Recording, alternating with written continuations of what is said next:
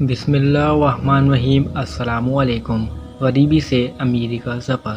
ایک گاؤں میں ایک غریب لڑکا علی رہتا تھا جو ہر روز اپنے چارہ چرے کاٹ کر گاؤں کے لوگوں کو بیچتا تھا۔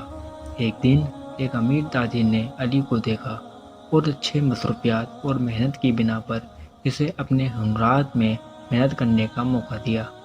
علی نے شکریہ کہتے ہوئے اس موقع کا استفادہ اٹھایا اور اچھی محنت کرتے ہوئے اپنے ہنرات میں بہتری لانے لگا۔ تاجر نے علی کو نہایت مہارت سے کام کرنے کا طریقہ سکھایا اور اسے اپنے کاروبار میں شامل کر لیا۔ زمانے بھر میں علی نے اپنے ہنرات اور محنت کی بنا پر معاشرتی سطح پر اونچائی چھوئی۔ اس نے غریبی سے نکل کر اپنے گاؤں کے لوگوں کو بھی مدد کی اور تعلیم فراہم کرنے کا عہد کیا۔